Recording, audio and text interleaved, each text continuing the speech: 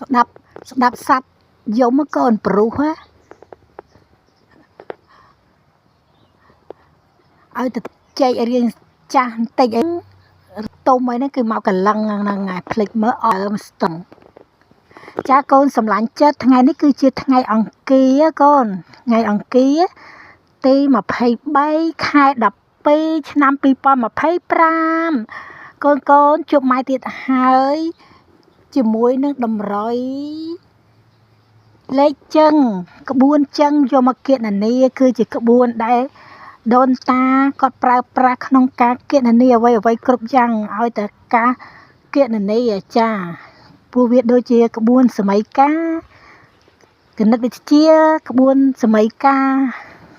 គីមីវិទ្យាដែលគេថ្លឹងបឡង់ថ្លឹងអាតូមធ្វើយ៉ាងណាឲ្យអង្គទាំងសង្ខាងស្មើគ្នាគឺក្បួនចឹងនេះកូនបើយើងយកមកដាក់ប្រៀបធៀបថ្លឹងវិញគឺស្មើអត់មានតែលើសសំបីតែមួយសរសៃសក់ចា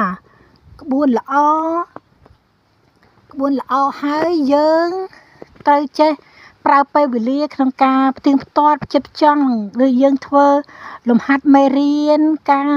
បុកដកចែកអីអញ្ចឹងយើងចង់ផ្ទៀងផ្ទាត់តើប្រមាណវិធីយើងហ្នឹង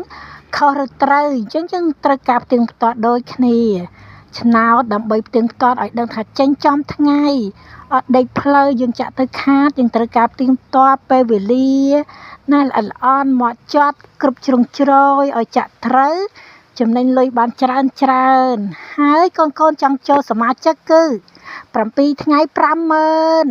15ថ្ងៃ80000មួយខែពេញបឹកគឺ150,000ណាកូនឃើញវីដេអូម៉ែហើយកុំភ្លេចជួយ like ជួយ share ម៉ែផង